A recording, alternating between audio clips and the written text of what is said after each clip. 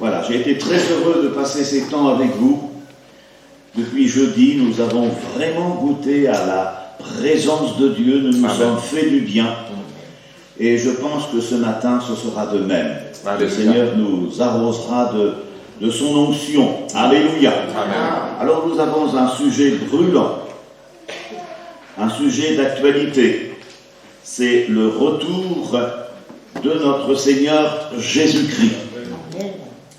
Je vais redire certaines choses que j'ai dites pour que vous soyez bien imprégnés du sujet, mais je vais aussi dire des choses que nous n'avons pas encore vues. Donc, nous sommes arrêtés, je vais m'arrêter ce matin sur ce fait probant de la certitude du retour de notre Seigneur Jésus-Christ. Lors de notre première réunion, c'est-à-dire jeudi soir, nous avons dit que le retour de notre Seigneur Jésus-Christ a été annoncé et affirmé, entre autres, par Jésus lui-même. Je vais vous citer les textes. Je vous donne la référence et je cite les textes. Jean 14, 3. Jésus dit « Lorsque je m'en serai allé, l'ascension, et que je vous aurai préparé une place, je reviendrai, je vous prendrai avec moi, afin que là où je suis, vous y soyez aussi. » Amen. Pas un amen asthmatique, hein? Amen. Amen. On est bien dans cette salle, mais on sera mieux là-haut. Amen. Dans le livre de la Révélation, le livre que l'on appelle le livre de l'Apocalypse, au chapitre 22, au verset 7, voici ce que nous lisons.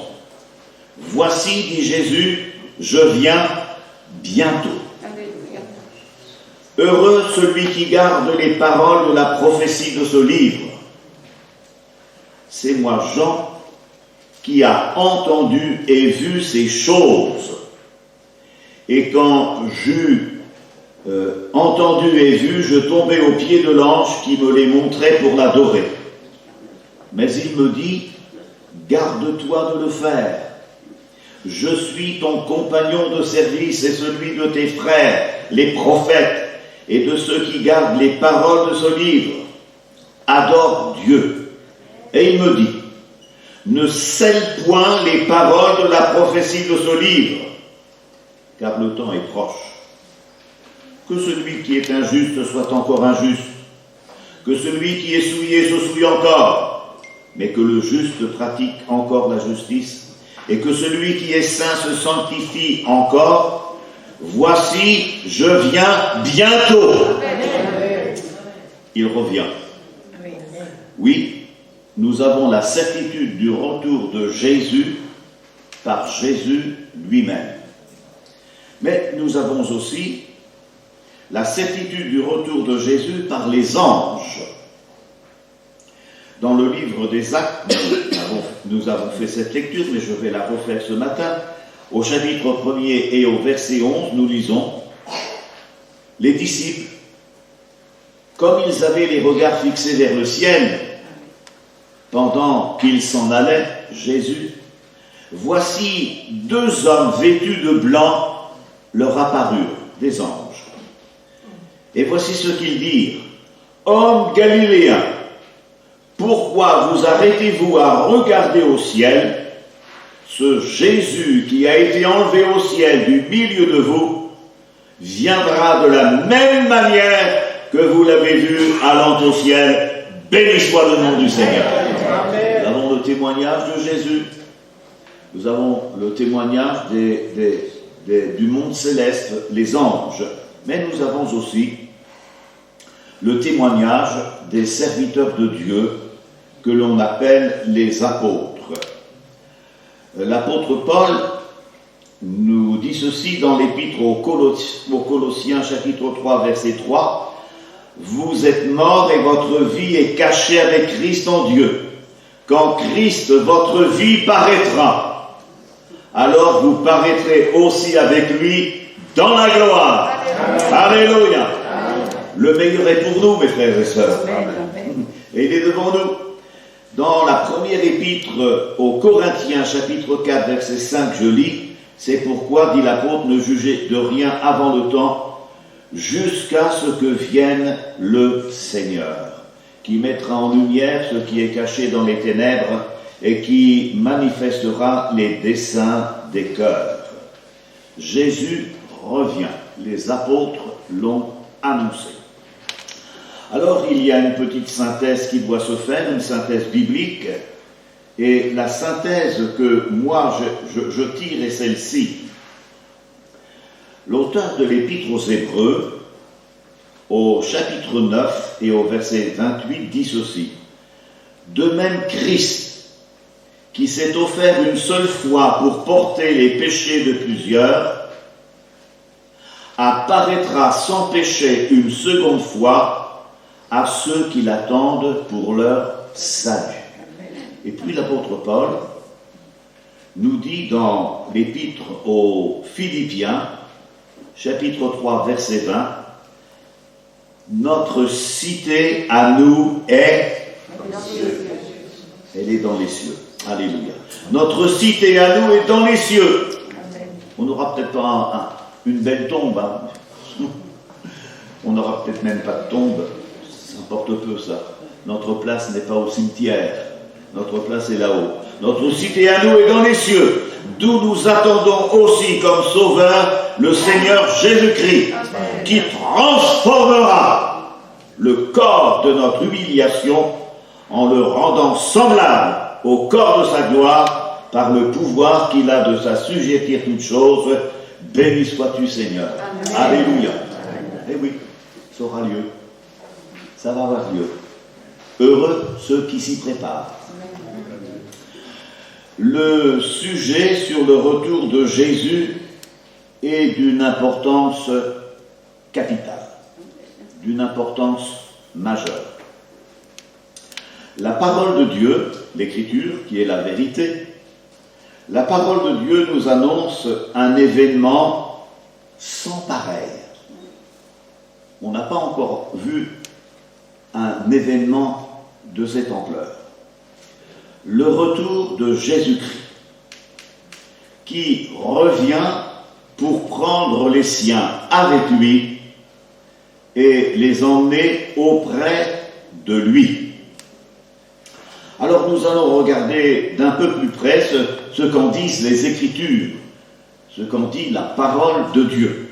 Parce que ce que je vous annonce, ce ne sont pas des choses apprises dans une religion, fût-elle évangélique. Ce que je vous annonce, c'est extrait de la parole de Dieu.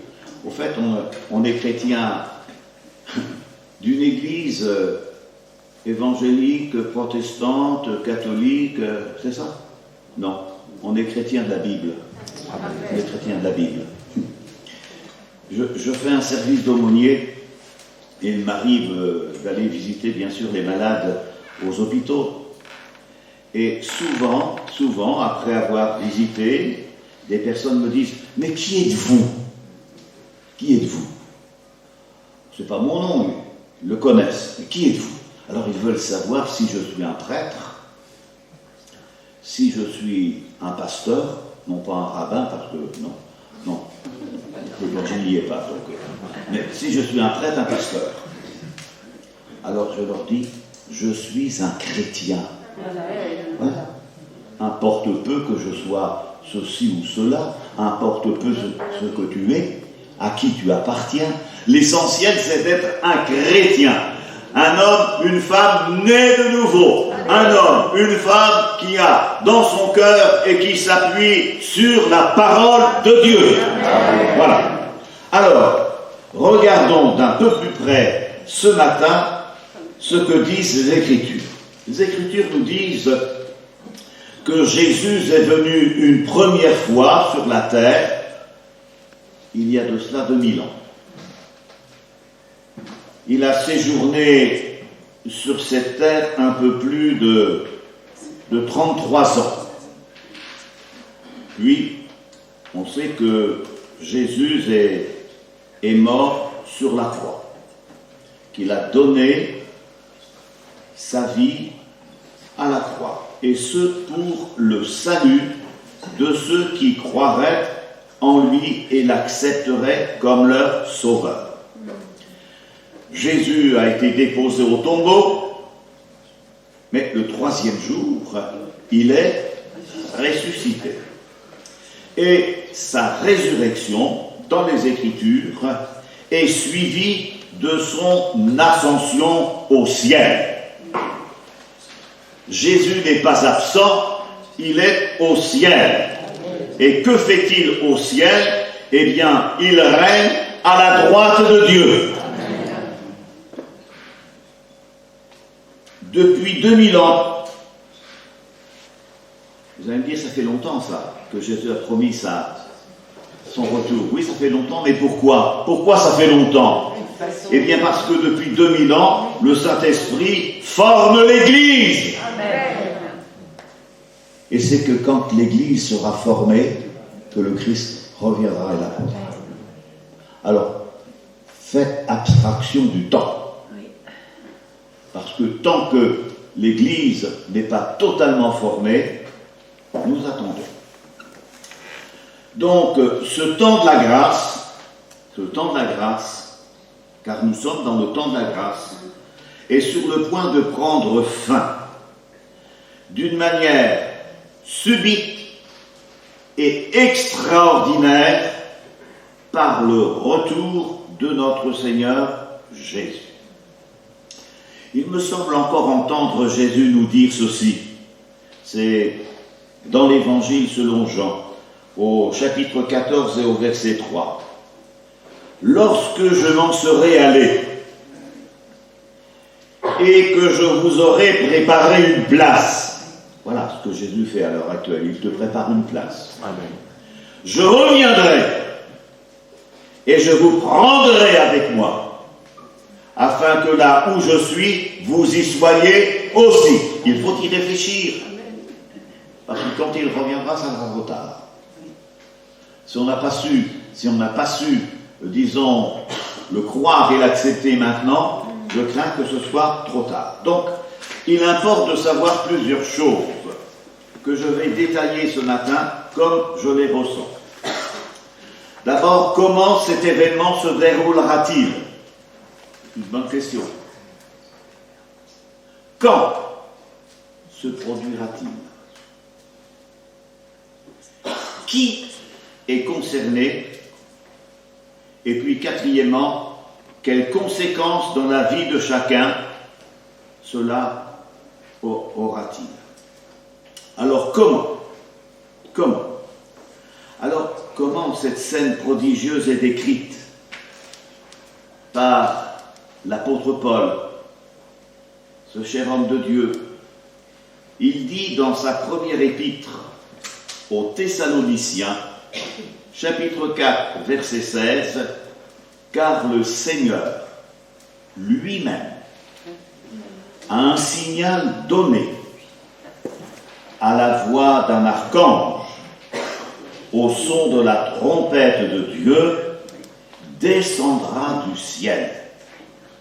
Et les morts en Christ ressusciteront premièrement.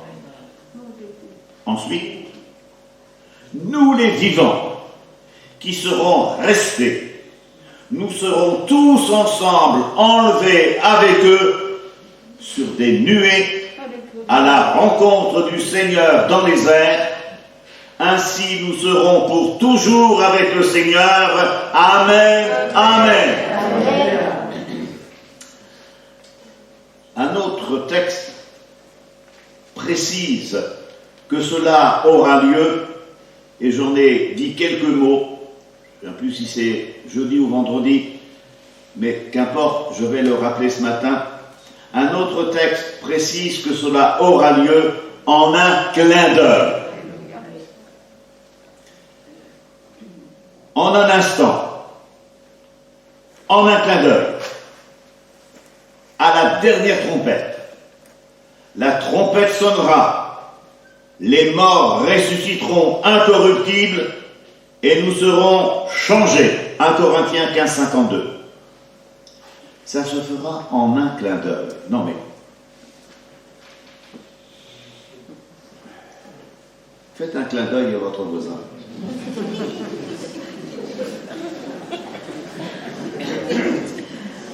C'est rapide, hein? Le retour du Seigneur sera comme ça, mes amis. En un clin d'œil. Alors, pourquoi c'est précisé en un clin d'œil? Eh bien, parce que un clin d'œil, c'est trop vite. Et il sera impossible de se mettre en règle avec Dieu quand il reviendra. C'est pas j'attends, et puis quand il reviendra, je mettrai de l'ordre dans mes affaires, ça sera trop tard. En un clin d'œil, ta phrase sera prise. On n'a même pas le temps de t'en rendre compte. Ton mari, tes enfants, tes parents, en un clin d'œil. En un clin d'œil, les morts en Christ dans les cimetières du monde entier ressusciteront. En un clin d'œil, les chrétiens du monde entier seront changés. En un clin d'œil, tous ensemble. Mais c'est quelque chose de phénoménal. C'est quelque chose de grandiose. En un clin d'œil. Alors, si ça se passe si vite que cela, il faut donc s'y préparer. Il faut s'y préparer. Alors, lors de notre seconde étude, qui était donc vendredi soir, nous avons vu comment on se prépare. On se prépare, bien sûr, en veillant. On se prépare en travaillant pour le Seigneur, et ce, avec les talents qu'il nous a confiés. On s'y prépare en espérant. On se prépare. L'apôtre Pierre nous dit, du moins le Saint-Esprit par l'apôtre Pierre nous dit dans sa première lettre, chapitre 1er, verset 33, « C'est pourquoi saignez les reins de votre entendement, que celui qui a des oreilles entende. Saignez les reins de votre entendement, soyez sobres. Et avec une entière espérance dans la grâce qui vous sera apportée lorsque Jésus apparaîtra. » Alléluia. Alléluia. Moi j'attends ce jour-là. Que je sois encore de ce monde, ou que je sois, disons, dans un cimetière, j'attends ce jour-là. Vous savez, le chrétien il est fort, hein. Enfin, le Seigneur lui donne d'être fort. Alors le lieu de la rencontre. Ah ben oui, le lieu de la rencontre. J'ai dit, et je répète ce matin, que ce ne sera pas sur la terre. Il est venu la première fois il y a 2000 ans sur la terre, mais lors de sa seconde venue, je parle de la seconde venue, hein, eh bien cela aura lieu au ciel, dans l'espace. Vous êtes déjà allé en avion? Vous savez, même quand on est en avion, à 10 000 pieds, on sera beaucoup plus haut que ça. Hein.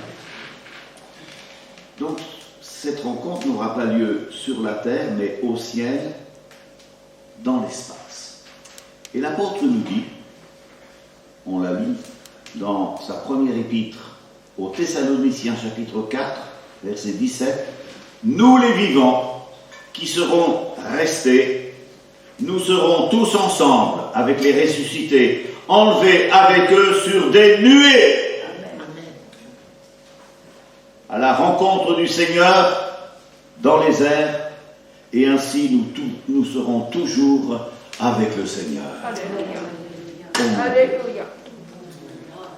On va aller dans l'espace, mais pas dans n'importe quel espace. Hein. On va aller dans l'espace de Dieu. Que ça va être sublime, que ça va être extraordinaire, merveilleux. Qui y sera? Eh bien, ils seront tous les rachetés par l'œuvre de Jésus, de toute race et de tout pays. Parce que l'Église n'a pas de frontières, figurez-vous. Il n'y a pas de frontières, l'Église. Je pense à une brave sœur qui maintenant est auprès du Seigneur, qui me disait, quand je lui parlais de la mission, elle me disait, pour se déculpabiliser sans doute, Elle me disait, concernant les gens qui sont au loin, que ce soit les Africains, que ce soit les Asiatiques, elle me disait, eux, c'est eux. Nous, c'est nous. Quelle hypocrisie de dire des choses pareilles. Et quel orgueil que de ne penser qu'à soi. Parce que Jésus n'est pas venu que pour les Français. Il n'est pas venu non plus que pour les Africains. Il n'est pas venu non plus que pour les Asiatiques. Il est venu pour tout le monde. Amen. Amen. Amen.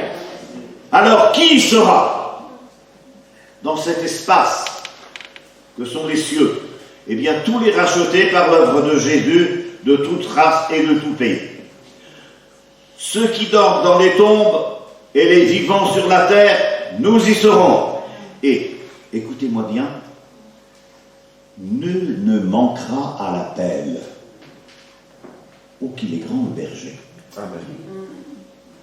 Qu'il est grand le berger. Nul ne manquera à l'appel. Il y aura des milliards de rachetés. Et pas une seule âme ne manquera. Tous, nous serons revêtus de corps changés, ressuscités, glorifiés. Et nous y retrouverons, ça c'est du bonheur, nous y retrouverons nos êtres chers. Moi je reverrai mes parents et je m'en réjouis. Je reverrai mes beaux-parents et je m'en réjouis. Vous allez revoir les vôtres, ceux qui vous ont précédés, dans la foi et dans la gloire. Vous allez les revoir. Oh, quel bonheur! Quel bonheur!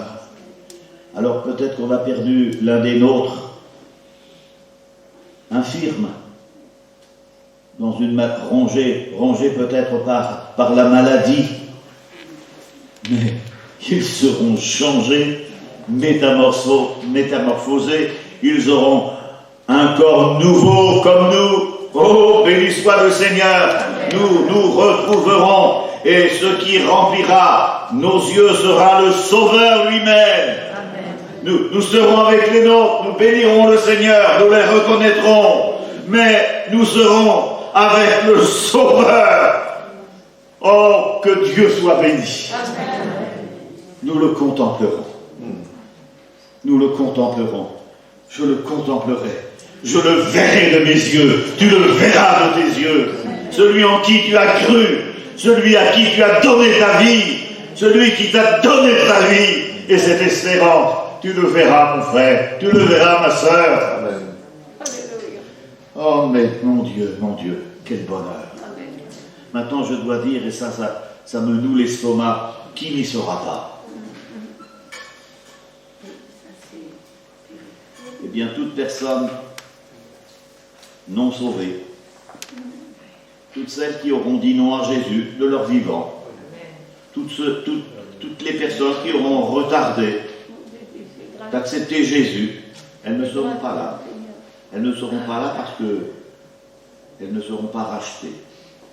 Alors il y aura des gens qui seront laissés, des gens qui auront fait des pratiques religieuses comme les bonnes œuvres, mais elles seront absentes parce que le principal n'est pas dans leur vie.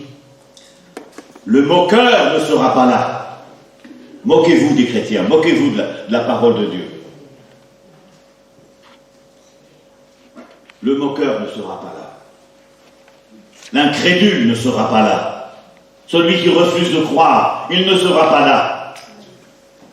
Le débauché ne sera pas là. Celui qui vit dans le péché. Tous ceux-là seront absents. Alors, ce matin, s'il le faut, eh bien, préparons-nous à la rencontre du Seigneur. Amen. Préparons-nous et mettons nos vies, disons, en ordre, pour être sûr que le jour où Jésus revient, nous puissions partir à sa rencontre et être avec lui pour toujours. Que Dieu soit béni. Amen. Le centre d'attraction, il faut que j'en dise quelques mots. Le centre d'attraction. Ce rassemblement se fera dans un but déterminé. Et le but, c'est de rencontrer le Seigneur. Nous serons, vous serez, je serai, autour de la personne glorieuse du Sauveur, couronné de toutes les couronnes, avec les myriades de rachetés. Amen. Quelle joie pour notre Rédempteur. Quelle satisfaction pour notre Sauveur d'être entouré de la grande multitude de ceux qui sont le fruit du travail de son âme. Notre Sauveur rencontrera son épouse, car l'Église est l'épouse de Jésus. Amen. J'ai pensé à un texte, comme quoi, vous savez, la parole de Dieu, elle est inspirée du début à la fin. J'ai pensé à un texte dans le prophète Ésaïe, qui dit ceci au chapitre 52, et à partir du verset 13, il dit, « Voici, mon serviteur prospérera. » Il est question de Jésus. Il montera, il s'élèvera bien haut. De même qu'il a été pour plusieurs un sujet d'effroi quand il était ici-bas. Tant son visage était défiguré, notamment avec le supplice de la croix.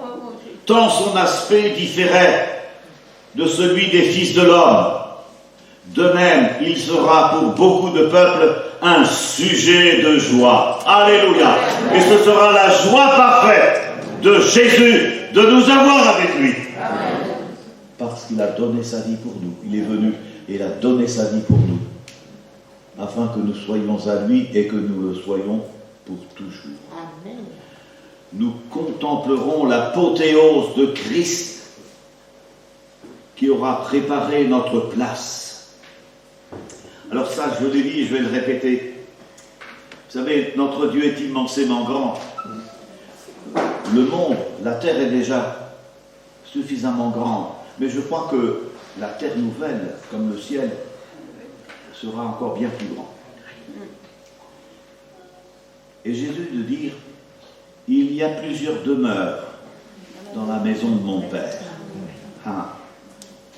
Si cela n'était pas, je ne vous l'aurais pas dit.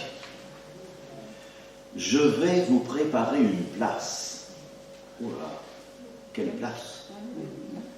Lorsque je m'en serai allé et que je vous aurai préparé une place, je reviendrai, je vous prendrai avec moi, afin que là où je suis, vous y soyez aussi.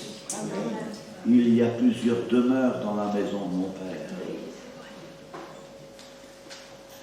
On aura une belle maison. Amen.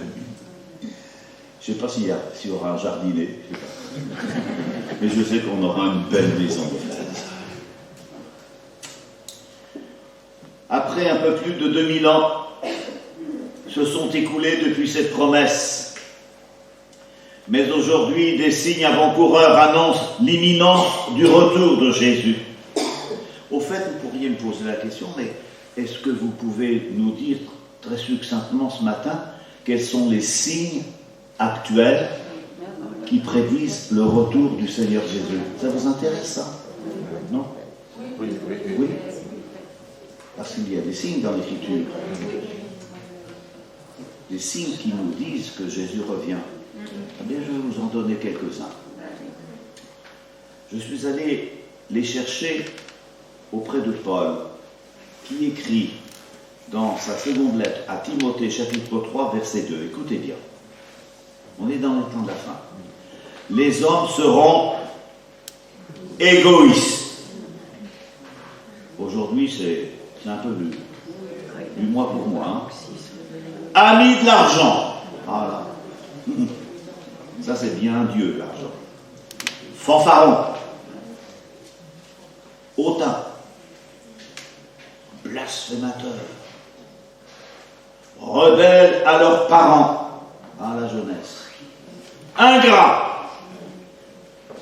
Irreligieux. J'étais avec, disons, quelques notables de religion il y a une quinzaine de jours qui nous posait la question, mais pourquoi vos églises, elles, grandissent alors que les nôtres se vident?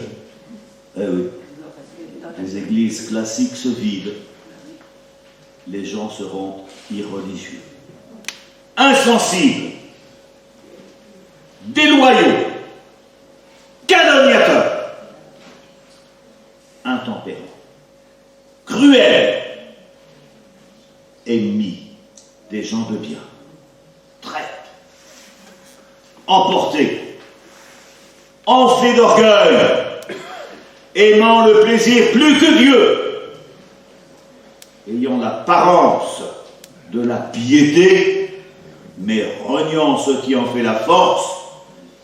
Et puis l'apôtre dit au bien-aimé, éloigne-toi de ces gens-là.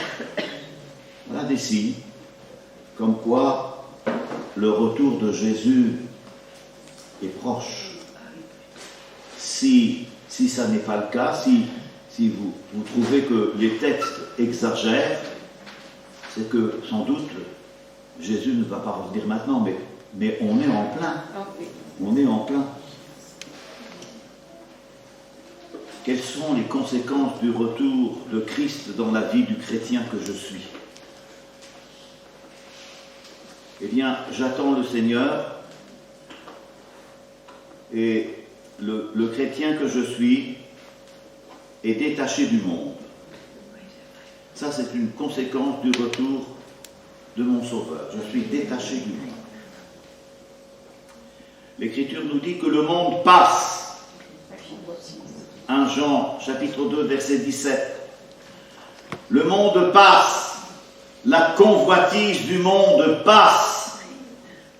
Mais celui qui fait la volonté de Dieu demeure éternellement. Gloire au Seigneur.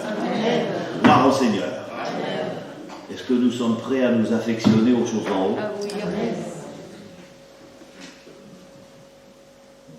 Voyez-vous, sur le plan humain, moi j'ai loupé ma vie. Parce que j'avais un métier qui m'aurait rapporté gros. Mais j'ai choisi de suivre le Seigneur. Et si c'était à faire, je le referais.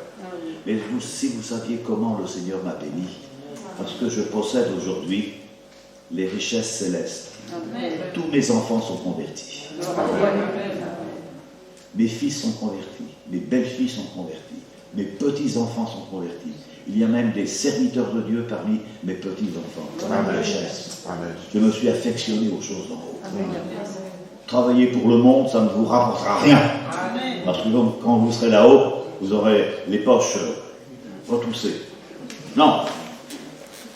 Nous attendons le Seigneur et nous sommes détachés du monde. Des choses du monde. Et croyez-moi, cette expérience est une expérience sanctifiante.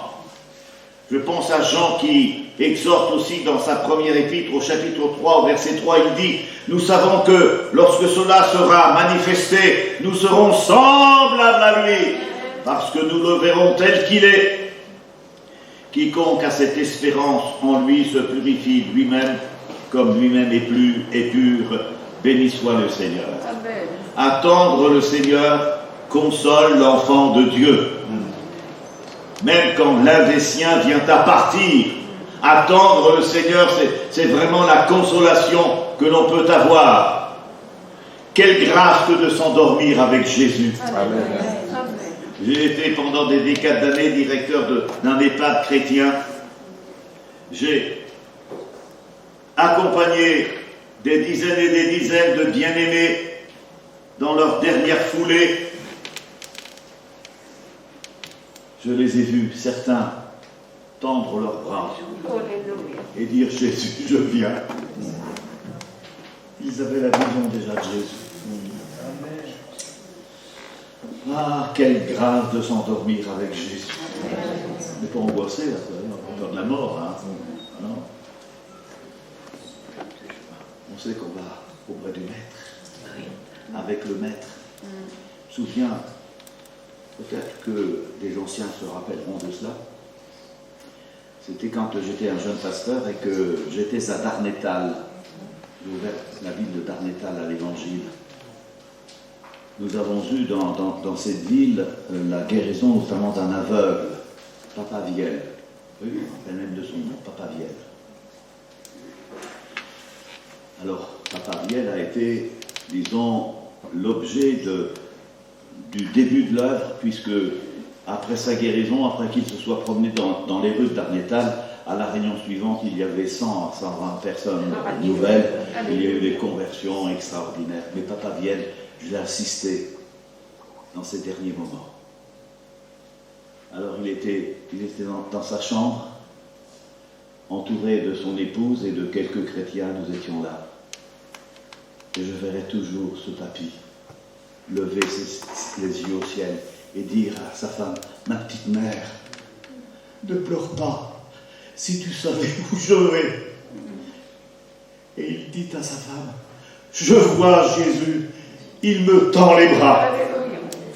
Il ferma les yeux. Amen. Il était avec Jésus. Amen. Quelle grâce. Amen. Que de s'endormir avec Jésus. Quel encouragement pour le malade. Quel encouragement pour celui qui est persécuté à cause de sa foi dans les pays totalitaires. Quel encouragement pour celui qui passe par les épreuves de toutes sortes. Attendre le Seigneur incite le chrétien à avertir, avant qu'il ne soit trop tard, ceux qui n'ont pas l'assurance de leur salut. Je t'avertis, Jésus revient. Mets ta vie en règle. Mets ta vie en règle. Alors je vais devoir conclure. Et je dirais que dans ma conclusion, je n'ai pas terminé avec le sujet, vous savez, mais Dieu donné, tu continueras, puis toi aussi, je dirais, pour ma conclusion ce matin, notre espérance chrétienne, c'est que Jésus revient. Amen. Voilà. Et je vous invite à l'attendre avec nous. Pour cela, peut-être puis-je me permettre de vous demander de croire en Jésus, de l'accepter comme votre sauveur, en vous rappelant qu'il est mort sur la croix pour vos péchés et qu'il est ressuscité pour votre justification. L'Écriture nous dit, si tu confesses de ta bouche le Seigneur Jésus, et si tu crois dans ton cœur que Dieu l'a ressuscité des morts, tu seras sauvé. Si tu confesses de ta bouche le Seigneur Jésus, et si tu crois dans ton cœur que Dieu l'a ressuscité des morts, tu seras sauvé. Mon ami, mon frère, ma sœur, l'éternité approche.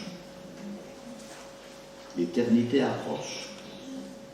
Le maître de la maison ne va pas tarder à se lever pour ouvrir la porte. Et l'Écriture nous dit, aujourd'hui, si vous entendez sa voix, n'endurcissez pas vos cœurs.